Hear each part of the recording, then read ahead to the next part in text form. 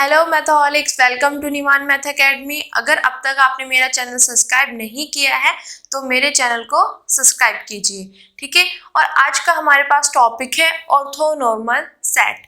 तो हम यहाँ पे देखेंगे कि किस सेट को ऑर्थोनॉर्मल सेट कहते हैं या किसी भी सेट को ऑर्थोनॉर्मल सेट हम किस तरीके से बनाते हैं, क्लियर, किस तरीके से उसको चेक करते हैं। सबसे पहले हम डेफिनेशन पढ़ेंगे बेटा, ठीक है। अब देखो, a set S of vectors in a Hilbert space H. मेरे पास हिल्बर्ट स्पेस एच है, उसमें वेक्टर्स का एक सेट ले लिया मैंने एस, ठीक है। तो उस सेट को, इस सेट टू बी ऑर्थोनॉर्मल, उस सेट को मैं ऑर्थोनॉर्मल कब कहूंगी? इफ ये दो कंडीशन है, ठीक है। फर्स्ट कंडीशन क्या है कि एक्स ऑर्थोगोनल है, ऑर्थोगोनल, दिस इज ऑर्थोनॉर्मल। और यहाँ पे इसको क्या बोलते हैं? x orthogonal to y whenever x and y are distinct vector in S। पहली कंडीशन तो ये हो गई। दूसरी कंडीशन क्या है यहाँ पे कि norm of x equal to 1 for every vector x in S, ठीक है। अब देखो दोनों डेफिनेशन क्या कह रही है। मेरे पास S है, उसमें वेक्टर्स है, ठीक है। अब उसमें वेक्टर्स हैं तो देखो, जैसे कि ये मेरे पास S है, इसमें मेरे पास वेक्टर है x1, x2, x3, x4 so on. या हम यहाँ तक ही मान लेते हैं 4 तक, ठीक है। 4 तक मान लेते हैं कि मेरे पास इसमें 4 वेक्टर्स हैं, ठीक है। तो ये ऑर्थोनॉर्मल, ऑर्थोनॉर्मल कब बनेगा?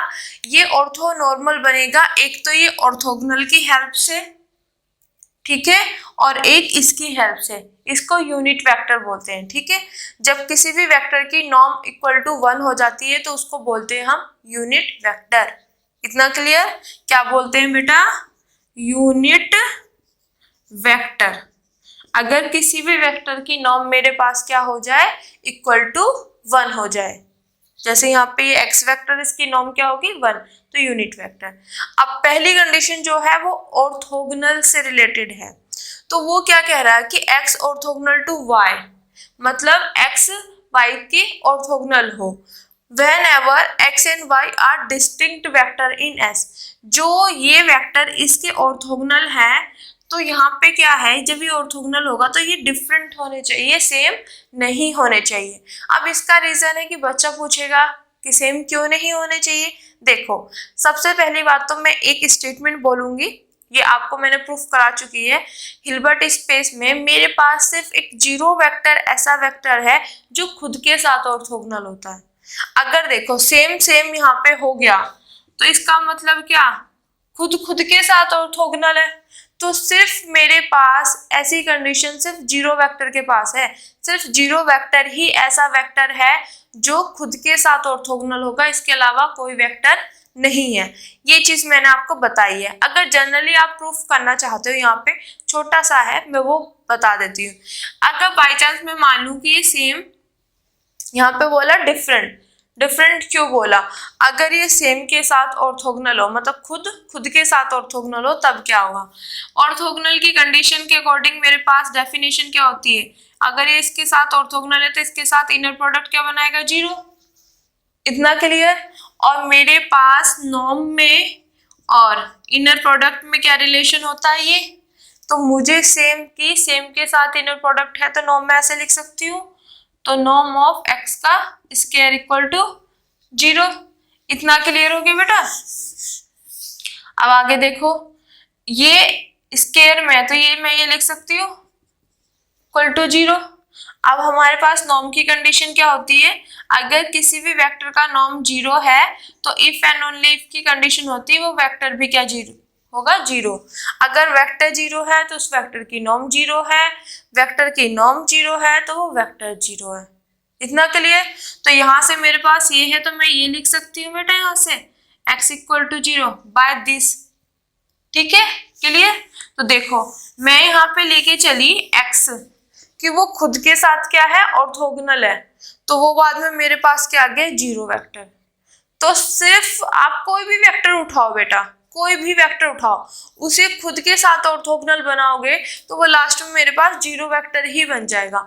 तो इसका मतलब है कि सिर्फ मेरे पास जीरो वेक्टर ही खुद के साथ ऑर्थोगोनल हो सकता है, इसके अलावा नहीं।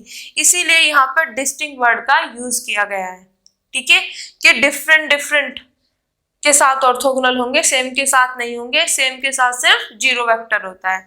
क्लियर बेटा? क्यों यूज किया है?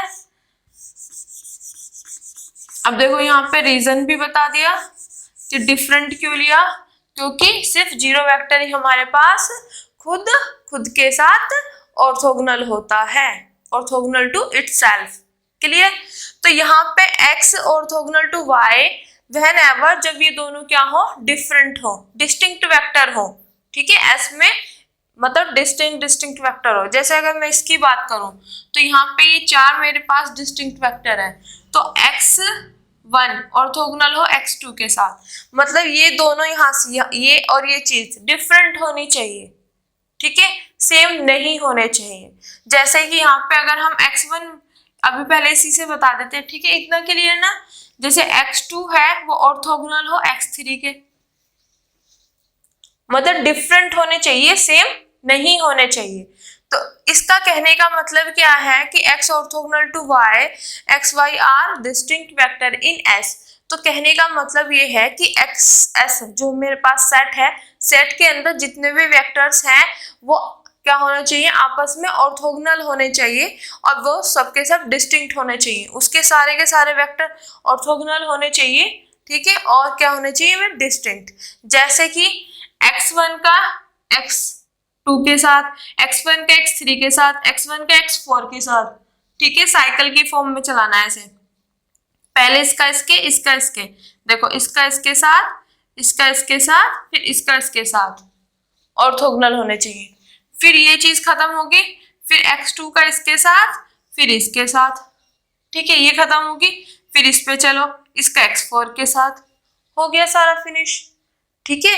तो ऐसे पहले इसका इसके साथ ऑर्थोगोनल। तो ये सब आपस में डिफरेंट, मतलब ये नहीं कि x1 की x1 के साथ, वो तो सिर्फ जीरो के पास वो है, इसके अलावा किसी के पास नहीं है, सिर्फ जीरो ही खुद के साथ ऑर्थोगोनल हो सकता है, ठीक है। तो ये सब डिस्टिंक्ट मतलब सबके साथ ऑर्थोगोनल होंगे, तो वो मेरे पास क्या होंगे, डिस्टिंक्ट वेक्टर होंगे इन x में। इतना क्लियर हो गया, ठीक है। तो सेट S में जितने भी वेक्टर्स हैं तो वो क्या होंगे, ऑर्थोगोनल होंगे, वो सबके सब क्या होने चाहिए, distinct. This is the first condition. Second condition क्या है, नॉर्म वेक्टर, मतलब किसी भी वेक्टर की नॉर्म जो है वो इक्वल टू 1 आ जाए। तो मैंने बोला अगर कोई भी वेक्टर है अगर उसकी नॉर्म 1 आ जाती है तो उसको हम यूनिट वेक्टर बोलते हैं। तो यहाँ पर देखो, for every vector x in S, मतलब S में हर एक वेक्टर की, ठीक है। तो ये वाली जो कंडीशन है ये क्या होनी चाहिए, S में हर एक वेक्टर के लिए होनी चाहिए कि जैसे मेरे पास यहाँ पे 4 वेक्टर है तो इसके अंदर ये 4 वेक्टर है, इन चारों वेक्टर के लिए ऐसा नहीं कि 3 हो गए और 1 रह गया, 2 हो गए 1 2 रह गए, ऐसा नहीं होना चाहिए। ये चीज सबके लिए होनी चाहिए कि सबकी नॉर्म क्या आनी चाहिए, मेरे पास 1 आनी चाहिए, सब यूनिट वेक्टर होने चाहिए।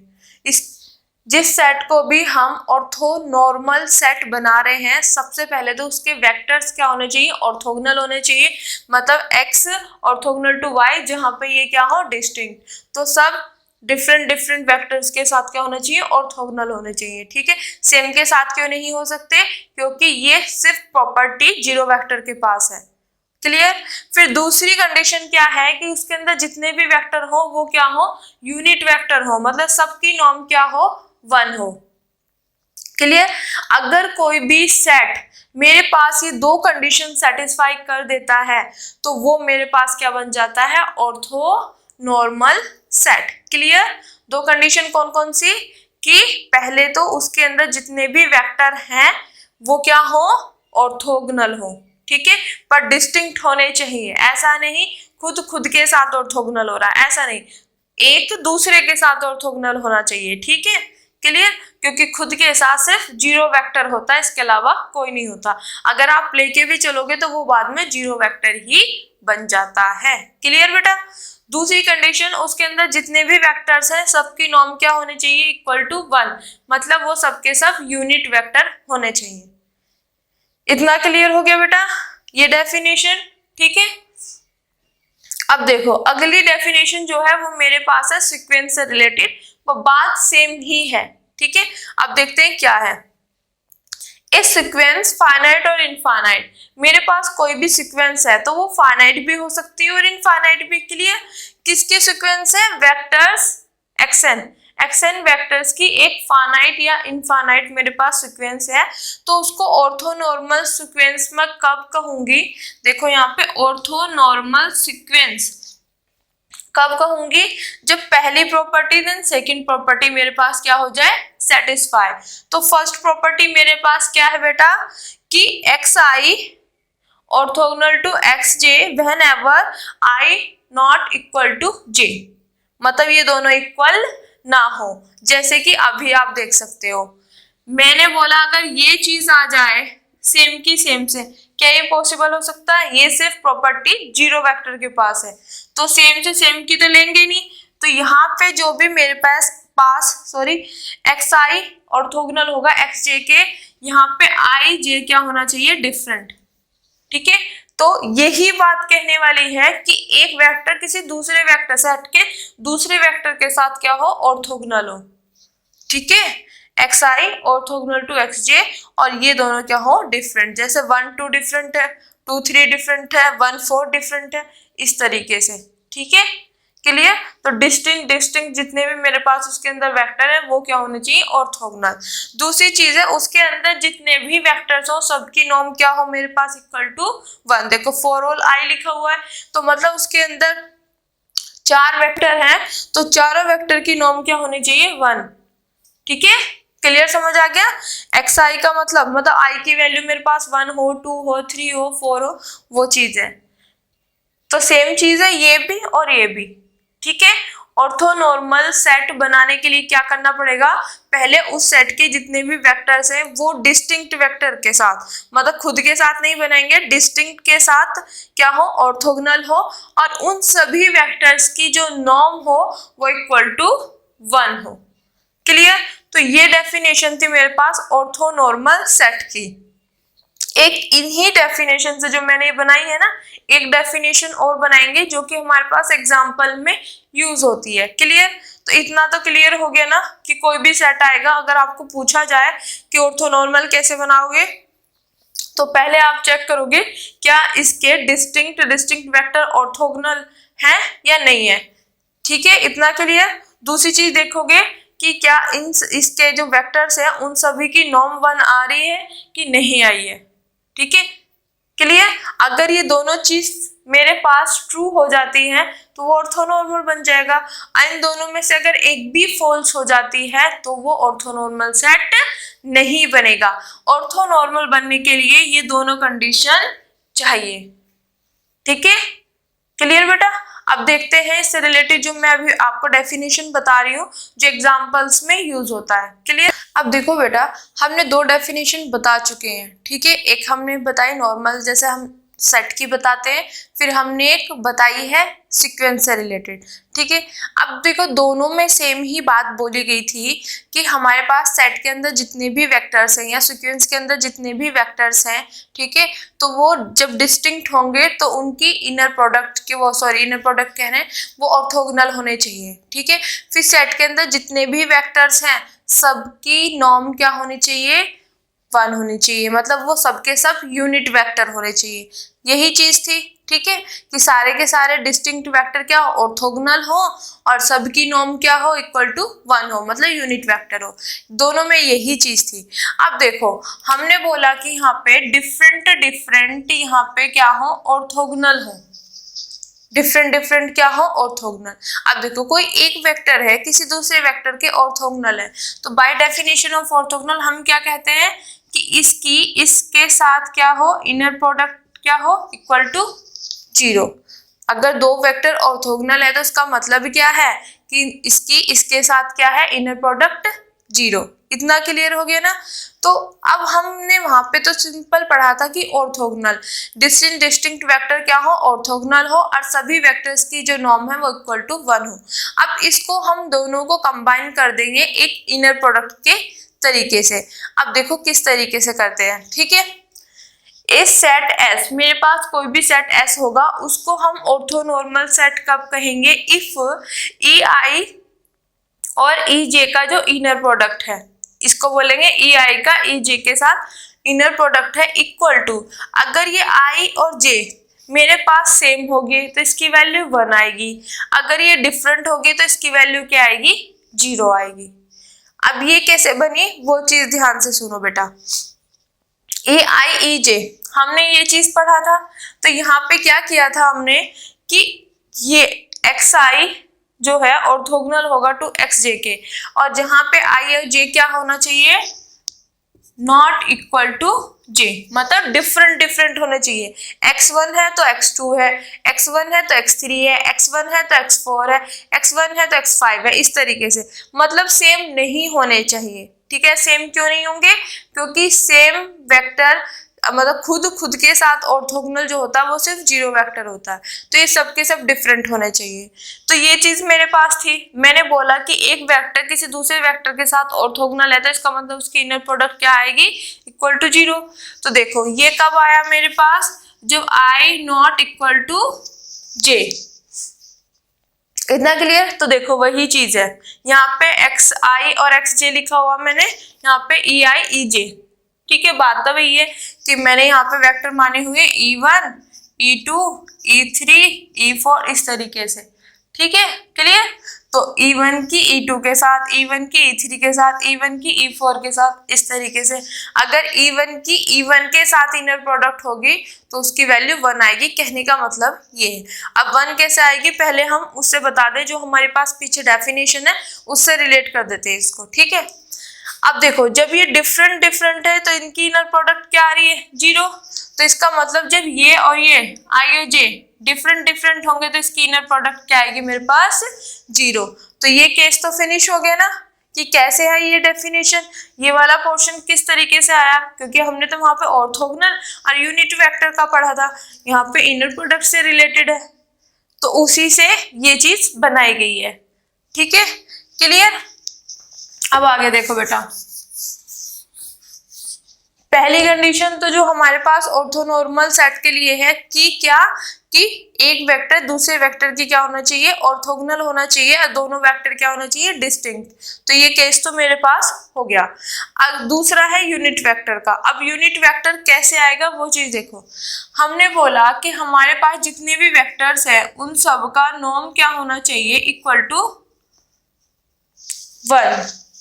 उन सब की नॉर्म होनी चाहिए इक्वल टू 1, चाहे x1 है, चाहे x2 है, चाहे x3 है, चाहे x4 है, जितने भी है सबकी नॉर्म क्या आनी चाहिए, 1 आनी चाहिए। तो इसको बेटा मैं ये लिख सकती हूँ, कोई दिक्कत, दोनों साइड स्क्वायर कर दिया तो 1 का स्क्वायर 1 आ गया। इतना क्लियर। और ये क्यों किया, क्योंकि मुझे इनर प्रोडक्ट में लेके जाना है। ठीक है, अगर मैं बात करूं नॉर्म और इनर प्रोडक्ट के रिलेशन की तो क्या होता है, दिस, मेरे पास कहीं पे ये होता है तो खुद के साथ इनर प्रोडक्ट। तो यहाँ पे मैं लिख सकती हूँ एक्स आई का एक्स आई के साथ इनर प्रोडक्ट, इसकी जगह ये लिख सकती हूँ ना, यहाँ पे एक्स आई लगा लो तो ये आ जाएगा। ठीक है, और इक्वल टू 1, तो हमारे पास आ गया। पहली डेफिनेशन ऑर्थोगोनल की ली, उसकी हेल्प से बना दी कि डिफरेंट होंगे तो 0 आएगी इनर प्रोडक्ट। अब मैंने ले लिया सेकंड कंडीशन कि जब मेरे पास उसके अंदर जितने भी वेक्टर्स है सब यूनिट वेक्टर है, मतलब उनकी नॉर्म क्या है, इक्वल टू 1 है। जब मैंने उसको सॉल्व किया, इनर प्रोडक्ट में लेके आई, तो यहाँ पे दिस इज इक्वल टू 1। अब ये 1 कैसे आया, देखो आई ये दोनों क्या है मेरे पास, सेम। जब सेम होंगे तो उनकी इनर प्रोडक्ट क्या आएगी मेरे पास, 1। जब सेम होंगे तो उनकी इनर प्रोडक्ट जो आएगी 1, मतलब ई आई और ई आई, मतलब ये और ये सेम हो तो उसकी इनर प्रोडक्ट क्या आ जाएगी, 1। तो ये कहां से निकली मेरे पास डेफिनेशन, यूनिट वेक्टर से। ठीक है, क्लियर, समझ आ गई। पिछली डेफिनेशन से ये वाली डेफिनेशन कैसे बनी? ओके, अब आगे देखते हैं बेटा। अब देखो यहाँ पे मैं बता रही थी कि डिफरेंट से डिफरेंट की जब इनर प्रोडक्ट करेंगे ये ज्यादा आसान है।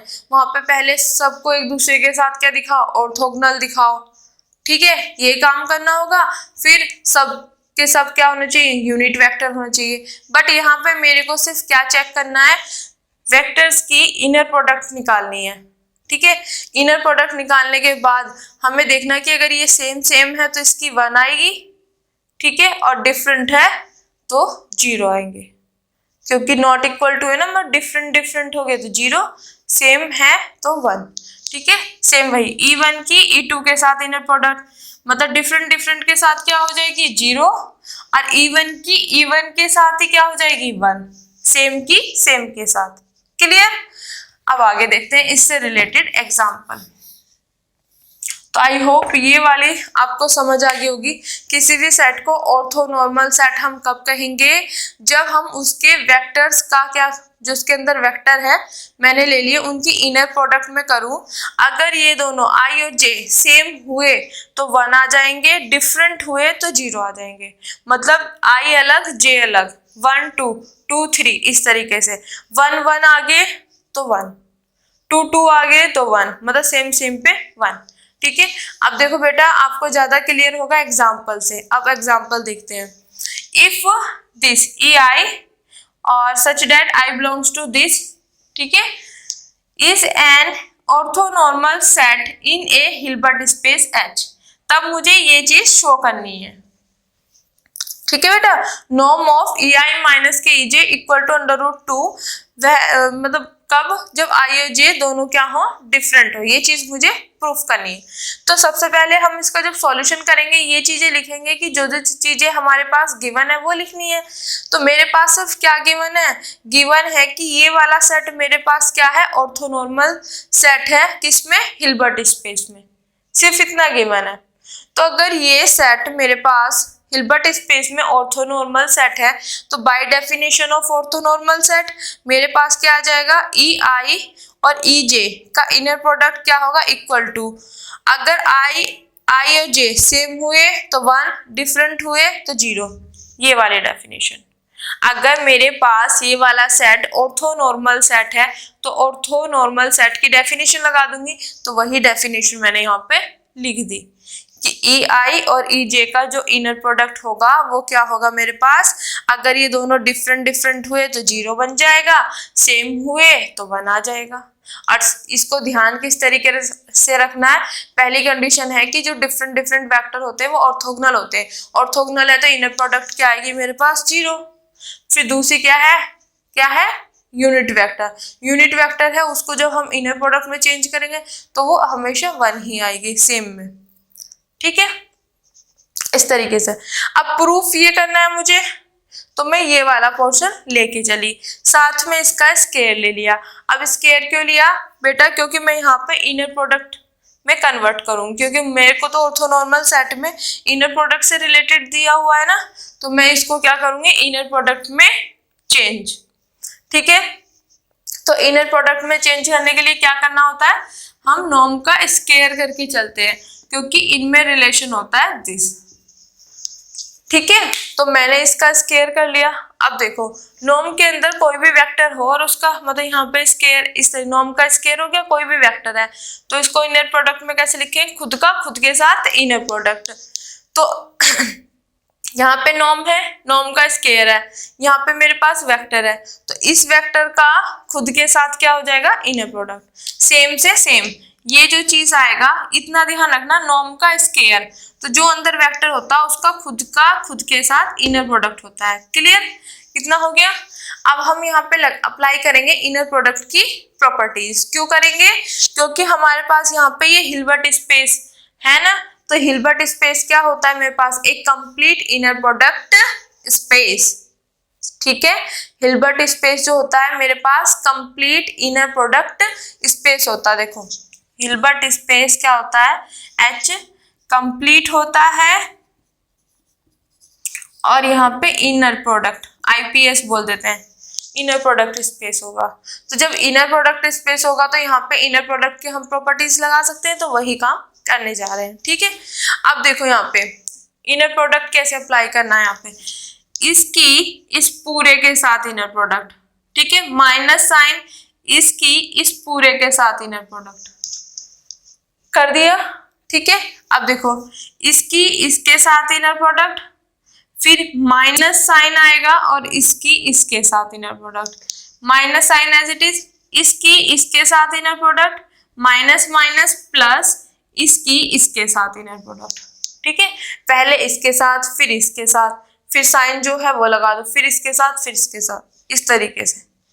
अब देखो आई क्या है, सेम है तो वैल्यू क्या आएगी 1। आई जे, यहाँ पे आई है वहां पे जे है, डिफरेंट है तो क्या वैल्यू आएगी 0 इनर प्रोडक्ट की। ठीक है, जे आई, एक जे है एक आई है, डिफरेंट है तो वैल्यू क्या आएगी इनर प्रोडक्ट की 0। जे दोनों सेम है, जे दोनों सेम है, सेम में आने पे क्या आएगी इनर प्रोडक्ट की वैल्यू मेरे पास 1। इतना क्लियर हो गया।